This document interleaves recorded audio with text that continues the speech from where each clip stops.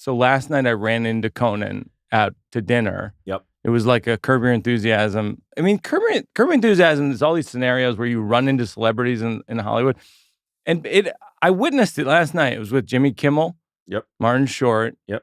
We run into Conan. Yep. With Phil Rosenthal. Yep. Scott Ian from Anthrax. Scott Ian from Anthrax and his lovely wife. And it was Patton Oswalt. Yep. And his wife, Meredith. And your wife. Yeah, and my wife, Liza. So it's one of those things that I'm getting on an airplane. I was in Chicago to interview the Nirvana fellas, Novoselic and Grohl. And then I'm flying back and I'm getting on the plane and this gentleman with a fascinating beard gets on, sits opposite me, and I'm like, oh, I know who this is. And he says to me, hi, Conan, yeah, Scott Ian, Anthrax, I played on your show. And I went, oh, cool. So we chat the entire way about the metal, but also going back to punk, Ramones, his childhood. It would have been almost a great podcast, just chatting with him across the aisle. And then he said, hey, I'm good friends with Patton. And I'm like, yeah, I know. I'm texting with Patton all the time. I've known Patton Oswalt forever. The next thing I know, there's one of those text chains where it's like a dinner is happening. And I keep thinking, is this ever going to happen? And then finally the day arrives, November 1st, we're going to go out to this dinner. So we go out, we're there, we're having a really good time. And then the next thing I know, these figures are looming over us at our table. Yeah. And it's you, Mr. Kimmel, and Mr. Short, Marty Short. And then we all get up, and then we're all standing in the middle of the restaurant, pretty much doing bits and stuff. Yeah. Well, Conan leaned into me, and he goes, you're coming on the podcast tomorrow. Just remember, it's about me. Yeah. No. I did. Yeah, true story. Yeah. And then sure enough, he shows up with questions. I love that he's done homework. This is prepared. This is my big question. So when we do our podcast, we have the interview, and then the moment the person leaves, after we're like, that was great. That was going to be wonderful. Yeah. And then they leave and they go, what'd you think? So my question is, like, this time or last time that I was on, what's going to be the thing you say when I leave? What's going to be the real dirt? And I want to know the real thing. Okay. Well, first of all, we have to get to the end before we know that. Yeah. Oh. Because... can we circle back to it? Yeah, of course. Okay. I'm already on board because he has my mug. So I think this is a great interview. Thanks, Sona. Well, yeah. Well, also, I'm gonna say something. I love it when a guest comes in.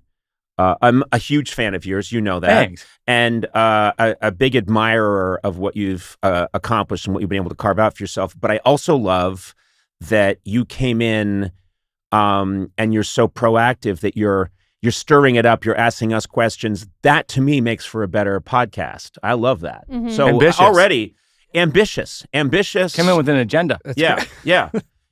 Is it because it makes it more about you, though? Is that what you mean? Yes. Yeah, I think so. I think that makes me happy. And also, in advance, I followed Matt and Sona on Instagram also. Oh. And God bless. One of them may have followed me back. I'm going to do it now. I'm not sure. You know what? Do you remember last time that you popped back on the Zoom? Yeah. Is that why you bring this up? No. Okay. Yeah, because we recorded over Zoom last time, and you popped back in the Zoom while we were doing our download. So I like this. This is great. I wasn't gone, and you kept talking. No, we will. We'll give you a full assessment afterwards. Okay. We'll be honest about great. it. I have to say, and it's one of the reasons I really love doing the podcast. Over the years of doing a late night show, and I'm just going to remind viewers that Mr. Birbiglia, when you were a young lad, started out as an intern on our show in the 90s. In the 90s. And he was an intern on the program. And then all these years when we were at Rockefeller Center, the old show, and then it's kind of cool to contrast. That was a show where I would talk to multiple people a night, and you had...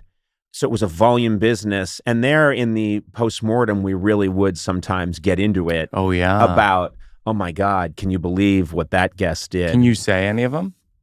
I don't like to hurt people. I really don't. I really don't like to hurt people's feelings. What have you been doing to us for years now? Well, this is familiarity breeds contempt. So I know you guys. I see you every day, so I have no fear.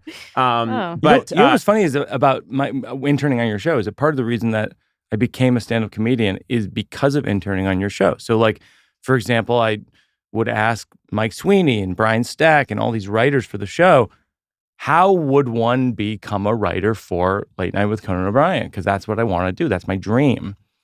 And their answers were, I did stand-up. I did improv. I went back to college, just did stand-up and improv. Yeah. And then I did stand-up. I was like, all right, this is going pretty well. That's all right. Went better than pretty well. I think it went spectacularly well. It didn't go well for a while, though. I mean, it went okay. Now it's good. No, I was always surprised by the number of people that would come up to me and say, I'm really interested in doing what you're doing. And I would say, oh, well, what are you doing? Like, are you writing comedy? Are you in an improv troupe? Are you doing stand-up? What are you doing? And they'd be like, oh, no, I'm not doing any of that. I just want to do... Give it to me. Yeah, I would like that when you're done with it. And but I would say the podcast, it is... I mean, I'm hard-pressed to think of a podcast where I haven't enjoyed talking to the people because we don't make nearly as many of them. And if there's someone I don't want to talk to, I just don't talk to them. Yeah. And so it feels like a really nice. I'm hard pressed to think of a time when someone's left here and I've thought, boy, I really disliked talking to that person. I usually feel like I learned something. And it also I feel like it lets you do goofball things without it feeling out of place because it's much longer than like a 5-minute interview. Like one of the hardest I've ever laughed at this podcast. I don't remember which episode, the Yay Boo episode? Oh, Yay Boo. Oh, yeah. Yay Boo, Yay Boo, it's lots of fun to do. If you like it, holler yay, and if you don't, you holler boo. Could you give context for people who didn't hear that originally? Yeah. Okay, Will, it was my grandfather had some old 45s in the attic, and we found one, and it was this singer in the 50s singing a song called Yay Boo, Yay Boo. And I remembered once... I can do it now on the podcast, and it feels like it's in place. There was one night on the late night show when I'm out there, and I'm really just at this point I've done 35,000 hours of television, but I'm doing the monologue in the late night show for NBC, and I said something, and the audience mock went, and then I said, of course, so and so's in the news, and the audience went boo, and I went yay boo, it's lots of fun to do. If you like it, holler yay, and if you don't, holler boo. And I remembered my producer. Everyone was like, what the fuck was that? But that goes back to what you're saying of people come up to you and they go I want to do what you do. And people say that to me as a stand-up all the time. And I'm like, you got to do it so many hours, like you're saying, that you don't even notice you're doing it after a while. Well, that happens. You probably get this. You'll be talking to somebody and they'll think, oh, that's weird. You're the same person that I saw do the show. Yeah. Meaning they assume that you become a different person. Yes. And people are always... I will do bits for people endlessly in an airport or at a Taco Bell. People will be like, why is he doing? Why aren't you this serious quiet man in your regular life? Now I'm imagining Scott Ian from Anthrax never wanting to speak to you the entire time. He was trying to get away from me. Wait, so are you? So that was my whole thing with my mom when I was I guest hosted for Kimmel when he had COVID. And so they were like, why don't you... when he said he had COVID. Yeah, when he said he had COVID. And wanted a little downtime. Yeah. And so they were like, you should interview your mom on video chat. So I interviewed my mom. And I go, Mom, what was I like as a kid? And she goes, you were not funny. You were so serious. And then she goes, you comedians are so serious. And I was like, how many comedians do you know? You're texting Ronnie Chang? Yeah. Turns out she knows a lot. Are you on an email thread with Roy Wood Jr.? What's going on here, Mom?